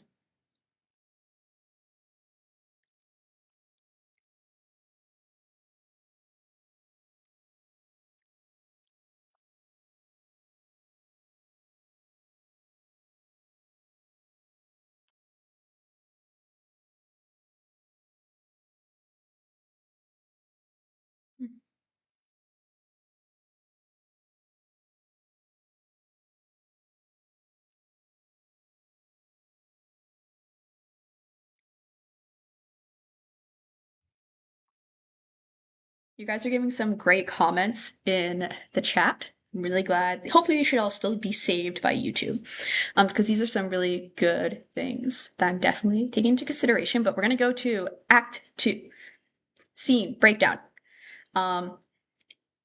These are all the songs we're gonna include in Act 2 of the musical. Excuse me. We open up beginning of Act 2. It is a 2-year time skip. We are going on NA's cybernetic journey. I'm not sure if we're going to have her sing this or just like play the music, but I want to show NA's like transformation to becoming NA, and I also want to show Konoha begin living with Kenjiro at the Tateyama's family. Because I don't know if you remember from the anime, but Kenjiro just like, what is it? Like Kenjiro like introduces Konoha to Hiyori and Hibiya as like his foster son. I like the idea that Konoha, like that Seiru possessing Kenjiro's body, takes Konoha out of like takes Konoha out of his tube, and then like takes him to his house, depossesses Kenjiro's body. Kenjiro like wakes up and it's like, there's a lost teen at my door. I have to take him in. Because like Kenjiro is an inherently like caring person.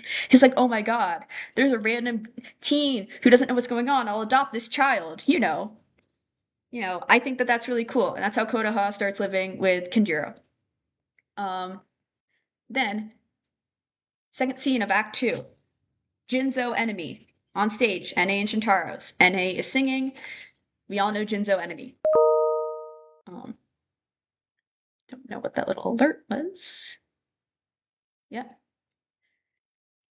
And then we were doing Kisaragi Attention. I actually really, really want there to be a really cool transition between Jinzo Enemy and Kisaragi Attention. I want Momo to come on stage in the idol outfit with her pen light and be like, "Hey everybody, I'm Momo." And then some of us in the audience will already have the orange pen lights. So we'll be like, "Oh my god." And then she's like, "Hey everybody. Oh my god, isn't my brother like kind of like depressing? Not me though. I'm fine." As she like cringes. And then I somehow really, really want to do one of those like dresses that can rips in half, like, you know, like the quick change dresses. I really want to do that for Momo. I want her to be able to quite literally just tear off the dress. I don't know. I just really want that to be a really jarring like tone change between like a super depressing song to Momo being like, "Ah, get a load of that guy." You know, I don't know. I love Momo. She's so great, and Kisaragi Attention is just such a fun song. And Momo, I do, you know, I want Momo to be like running around. The city residents are like chasing her, and she's like da da da da da da da da. Like, it's great. It's gonna be great. Then Momo is gonna meet the Mekakushidan. She's gonna meet them. They're gonna have their whole scene. You know, they're gonna meet Mary at the apartment. It's gonna be cool. You know, it'll be kind of funny. It'll be cringy. I don't know if we can do the glasses spill thing because that would get the costumes wet. But yeah, I want Kido, Kano, Momo, Seto, and Mary to all meet each other. It'll be kind of fun. You know, kind of funny. And then we're going to the mall terrorist incident. This will only be one song. This will only be blindfold code. I really want it to be almost only Kido singing. I'm so sorry. I think when I just first got into like the project and I started every like the anime and the books and the manga at the same time, I reread the terrorist acts incident so many times that I'm like, I just want this to be as quick as possible. Really sorry if any of you guys really like that episode, but I just kind of want to go through it.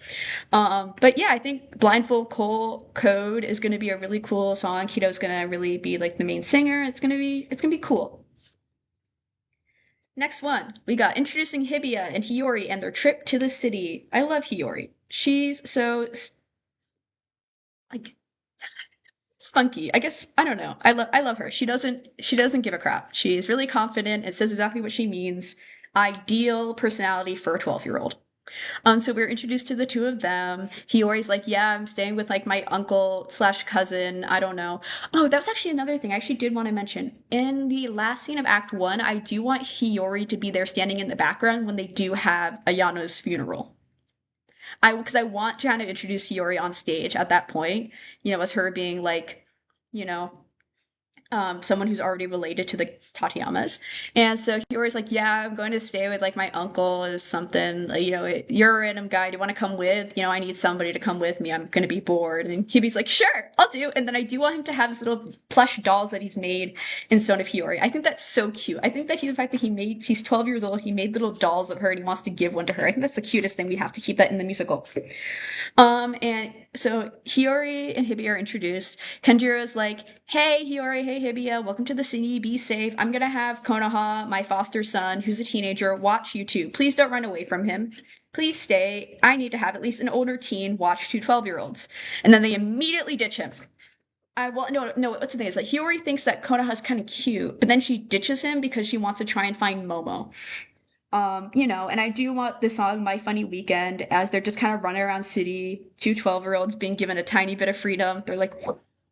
And I do want Hibi and Hiyori to actually do find Momo and take like a little selfie with her. And then I want them to actually go. Basically, then Konoha's kind of like trailing behind them, but he kind of gets lost because they kind of purposely try to confuse him to get him off to stop following them because they're like, "We're not little kids. We don't need someone to follow us." You know, and then what I do actually want is I want Hibiya and Hiyori, I want the two of them to go specifically to the cemetery. I want Hiyori to be somebody who intentionally goes to put, let's say, like flowers on Ayano and Ayaka's gravestones because, you know, it is Obon. Like, it is the holiday celebrating, like, the passing of, like, loved ones, you know? So I want her to actually, and then I want her to find Kano at the cemetery.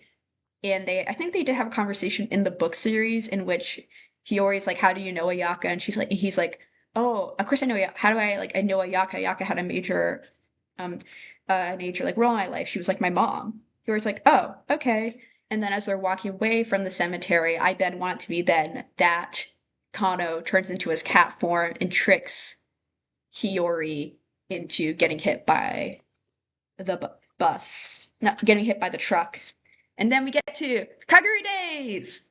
I really, really want this to be kind of Hibiya leading the song, but I really want it to be a huge snake chorus. I am totally inspired by the 50-person Nico Nico chorus on YouTube. I want it to be this haunting million-person chanting choir song. It's going to be so cool. I want it to be like just as hard. Like, I don't really know how we're going to do the truck thing. I think we might just do like a trap door drop, if that makes sense, for Hiyori, and like some lights and flashing strobe lights, and then she'll drop through the floor to maybe represent the truck. But I think it's going to be such a cool piece. Um, Next one, Konoha's State of the World. I want it to be Konoha. I don't really want to show Hibiya and Hiyori on stage again for this song because I think they're going to need to do a costume change, between this, and also just give the two actors some like room to breathe. But I want it to really be about Konoha's State in the World, and the Dan meets Konoha because Konoha is still trying to look for Hibiya and Hiyori, and how since Konoha is a snake, he can kind of see into the days, but he's not really sure what he's looking at. And then when he sees, Mary and Momo and Kiro and Seto and Ene and Shintaro, his brain kind of starts going haywire because he's a snake, and he's recognizing that those people also hold snakes, but he's not really sure what he's looking at or processing. So I want it to really be Konoha singing, and then the snake chorus is kind of singing along. I just think that'd be a cool. I said, so the whole song is a vision he is having, and that allows him to see the people trapped within the days. And that's really cool. So Konoha and the group, they do actually find Hibiya walking around confused out of it. And Kiro, Seto, Mary, Shintaro, Konoha, Momo, and Hibiya are on stage. Basically, at this point, the gang splits off. Kiro, Shintaro, Konoha, Seto, and Mary go to research the days. I think they go back to Mary's house. Haven't decided on that. But basically, it's Momo's doing moon viewing recital with Hibiya, trying to cheer him up. This is just a really cool panel from the Children's Record Reload music video. Such a cool music video. I love how it shows all these different moments from the books and the manga. And basically with Kano, we're doing Yobanashi Deceive. The way I wanted to kind of do it is that after the terrorist incident and they all leave to hang out, I actually want it to be then. It to be after the blindfold code terrorist accident. I want it to be clear that Kano like separates from the group. He says he's got to go do something, and I think Kiro and Seto kind of understand that he's probably going to the graveyard to pay his respects, and they're just like, okay, they don't have to say it, they just kind of know. And then but when they were researching the days, Kano's not here, and after Konoha's State of the World, that is when NA Trant uses the internet to somehow get to Kano's phone because she just doesn't want to be in the situation near Konoha. She creeps him out. NA is creeped out by Konoha for obvious reasons. So she goes to Kano's phone. And then Kano says, hey, I know you. You are one of my sister's best friends. I have been basically forced to work with Seiru for the past 2 years. I know where your body is, and I can help you get your body back. And then they're doing the whole walk through the city. Yobanashi Deceive. It's going to be a really cool dance number. There will be a tap dancing solo. The different snake chorus will be there. They will perform a dance, but the snakes will be wearing these like white masks that are from Yobanashi Deceive. And it's going to be really cool. Kano will be singing. The snake chorus will sing a little bit. And I do want young Kiro, young Seto, and young Kano to all make cameos within the song, similar to how they do in the music video. But Yobanashi Deceive is going to be such a cool dance number. I swear. Next song, Imaginary Reload. It's the battle song. There's their plan to battle Seiru to somehow get Hiyori back. Everybody, the Dan is on stage and Mary's the one singing. It's really about her like trying to get like her courage back. And yeah, it's a cool song. I'm not sure how much of it we would perform, but I want that to be the music for that. And then through Imaginary Reload, we also get to meet Takane again in her original body. And we also have Kano, Kiro, and Seto all have to have an honest conversation about how Kano has been basically a hostage to work for the evil snake via their dad for the past 2 years. And we want Kano to start being honest with everyone. Next, Outer Science. Everybody gets shot. Everybody's on stage, Kenjiro, as well as the people singing are Seiru and the Snake Chorus. It's I was listening to Outer Science like 2 days ago and watching the music video, and I kind of forgot how good that piece of like as a music video and song is. It's so good. And then so Seiru removes himself from Kenjiro's body. Kenjiro, of course, drops dead. He then switches into Konoha's body, gets possesses Konoha, shoots a bunch of people, freaks Mary out. She opens the daze because that's like she opens the daze as a way to try and like stop this all from happening. Because that's what Seiru tries to do. He tries to put himself into situations that would torture Mary, so she resets time. Specifically in a situation in which like Mary has all the snakes right now because like Seiru like shot everybody, you know. But yeah, and now we're gonna get sent to the daze. Mary sends everybody to the daze. It is the reveal of Mary as possessing the queen snake and her full powers. We might include a little flashback of when Mary was a kid, and we show Azami giving her the queen snake. Now we are doing Shintaro meets Haruka in the daze. She talks to Haruka, and Haruka's like, please get us out of here. You have to end the days, you know. And then he has lost time memory as his remembering snake powers get reactivated again, and he faces a Yano, and not just metaphorically, like Yaki, but he also then meets the actual Yano, and he's like, dude, we gotta get out of here. Like, I hate that you died. I cared about you so much. You gotta live. There's people who want you to live. And, like this really big showing how much these two characters have like grown, and how Ayano, through her power of like being able to see and feel other people's emotions, recognizes how much she is loved and valued when she had started to doubt that herself. And Shintaro is somebody who is like actively choosing to face his own problems and to be emotionally vulnerable. And Lost Time Memory is still such a great song, and we're gonna have that. Next, Shintaro sends his snake to Mary. The only song that kind of has lyrics that could kind of be similar to this is actually Red, from the Into the Days movie. But the lyrics to Red actually do fit pretty well. Such as, like, for example, like something about like we're seeing a character that the adults ignore. I think that that's really interesting, especially because having to do this, like, something that we don't really talk about, but by ending the days, like the days has trapped like Kito's sister, Kano's mother, Shintaro and Momo's dad. When they do end the days, they have like effectively, as well as Ayaka and Kenjiro now. All of the kids' adults are like in the days, and if they do end the days, they will be their dead bodies will get returned to like, the earth, but like they'll be truly and truly gone. With these relatives in the days, they are dead, but also kind of still alive. And I think that Red is like talking about like this color that the adults won't see is really about all these kids really choosing to accept the deaths of these family members. And I think that's really, really interesting. And Mary decides to not reset time to send the Dan back to the real world. I also kind of want the show to kind of emphasize the fact that like I just want the fact that like when Mary is going to send everybody back to the real world, I kind of want them to still wake up in the real world with the injuries they got from being shot. Like they're all still going to live because they still got their snakes, but they all did get shot, And I kind of want that to be a big Shintaro and Mary have to actually face the fact that if they go back to the real world, they will be losing their parents. Shintaro's dad and Mary, her mom, like they might not be all okay if they go back to the real world, but it is worth it. And this real kind of showing Shintaro and Mary's like arcs. And then we have Days, Days, one of my favorite songs. I said like 5 different favorite songs. I'm sorry. Basically, I want this to be like the ending scene of the anime in which Konoha wishes for Seiru to become Hiyori's snake. Konoha returns to Haruka's body to become his snakes, effectively like Konoha like sacrifices himself to give Haruka new life. Mary and Azami choose together to end the days.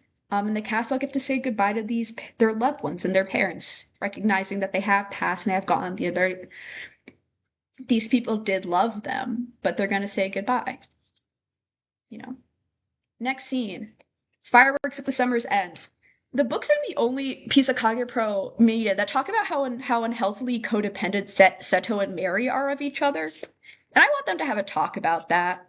I want them to have a talk about the fact that these two people are unhealthily codependent and how codependent relationships are super common in adolescence, but they cannot like last. They're just not good for either one of them. Mary's gonna have a naturally long life. Seto's gonna live his normal life. And then I do want the two to still be together romantically, but they have to have a talk about the fact that these two can be physically apart from each other and still be okay. And I want this scene to really be basically all the characters are still in the hospital. We don't show them in the hospital. But Seto is pushing. Mary said, who's not injured, Mary says, I want to go see the fireworks. And Seto, who is in no way medically ready to really go outside, says, sure, Mary, I'll do it. And then he collapses and they have to have an honest talk about with each other about not being codependent. And then the fireworks go off, and Fireworks in the Summer Sun is such a beautiful song. And then, Summertime Record. Ayano and Hiyori are both alive. This is the only good ending. We sing the ending song. We all sing, and then we play the song Days in the background as the cast does bows. Woo! I did it! 5 minutes left. Thank you so much for listening to me and my draft for the musical. I'm going to look at the chat now. Please submit any questions. Contact me via the email if you're interested or you have any opinions or comments or any additional ideas. Send in your contact info via the interest Google form to join the project. Thank you so much. I'm going to look at the comments in chat now. Woo! Yeah, Pixel SAR. It was so funny though, because I still remember when I was reading the last book, which the Kagerou Project, which I kind of skimmed through a little bit. I was like, whoa, when did Seto get so obsessive? And it's like, oh, I think he was the entire time. I think throughout this entire show, him and Mary have been still super, super codependent since they were both traumatized kids. And but also, just also, we've been through high school, so many different codependent relationships, and you're like, okay, but, and they do end up breaking, codependent relationships are so common in adolescence. And when you're somebody who has friends who are in that, you're just like, this is not going to work. And it doesn't. But, I'm going to read all the comments. Ooh, a Flasher Blue when Annie speaks. That is a good idea. Having additional ensemble cast to cover the bandits as well as the terrorist members. We're not doing the narrated parts of the album. Arrange in overlapping melodies, some to help clean some of the songs. Yes, I am trying. That's why I'm looking at the musical composer. We're not going to be.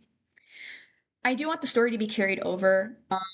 And also Marina Moraes. Yes, this is incredibly dense. Maybe it could be two plays. I'm not sure at this point. And could be between Giannis Theory Happiness and Shonen Brave. Yeah, that's what I think I did. Not Story of Happiness. I guess maybe Ginger Rain between A Yana's Theory of Happiness and Shonen Brave could be a good way to see them before we see Mary Grieve. That could be it. You know. Yeah, the narrator chest could do that. Bridge fight scene. Oh yeah. Oh, Takane faints out of her illness and then Kendra finds her lying down. Oh, that's interesting. Also, I don't know whoever the falling down for Poke P, you talked about the falling down thing, in the Bungo Stray Dogs musical adaptation. Please send me a video of that so I can understand what you're talking about. Also, the musical transition from my Series Happiest Traditional Memory will go so hard. Pixel STR. Yep, finding her finding Haruka at the end.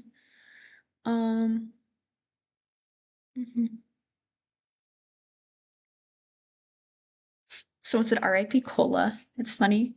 Also, I'm sorry we cannot do Shiso World. It's such a good song, but it's just we're not going to be able to put it in. I'm really sorry.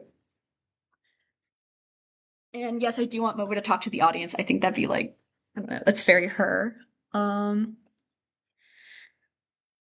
Fourth wall breaking. Yeah, I do want it to be a fourth wall breaking idol show. My Funny Weekend. Oh yes. Oh, I do also love when high school story 2200 with having the characters run through the seats during the chase scenes. Yeah, I absolutely love that. That's one of my favorite aspects of high school, theater when they're have to get in the audience. That's really fun. We're definitely gonna do that in the show. Wait, is that what Hibiya made the dolls for? Okay, that's a bit creepy, recording the voice. I just kind of thought it was Cute. Okay, that's a little bit weird. We'll just not have him do that. We'll just have him be somebody who's into making dolls. Um, no, no, no, but Pixel STR, no, you're so true though. My amnesiac son I don't actually know can watch you. Kids get proceed to get hit by a truck. But like it is true. I know that Kenjiro at this point has known Konoha for at least a year, but it is so true though. Kenjiro is very much the cool dad, cool parentheses. Kenjiro should not have done that. Like, I understand why, because he had to go, like, still meet Momo at school because Kenjiro anticipated that Momo would forget it's a Saturday. He's like, I should probably go to school just in case Momo stops by. But, like, yeah, like, it's very Kenjiro, very, I'm a cool dad. It's like, maybe you have some issues we need to address. Ooh, the cat, you said a cat puppet would actually be really good. That would actually be really, really cool. Lights fade out, pixel STR, and the silhouette of cat appears in the lights. Also, some of these recommendations and different ideas, please put them in an email and send them to the email. Um, oh, yes, Kano should be speaking to the audience during Yobanashi. That would be very good. Maybe Shiso World could fit in during researching the days.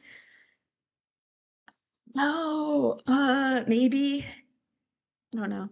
Yes, the Kano and Seto brother moment will happen. It's so good.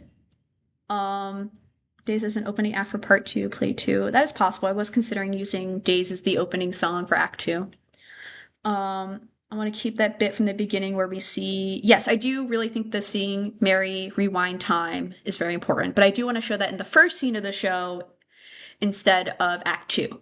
I want to show Mary rewinding time as the first scene of act one.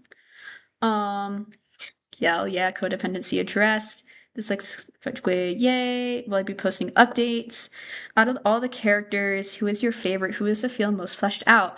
I think in my heart it's Ayano. I think it is Ayana. I think one of the most fleshed out characters would probably be actually Takane. I think Takane and Haruka are pretty fleshed out characters. I think I just remember their like them from the books more.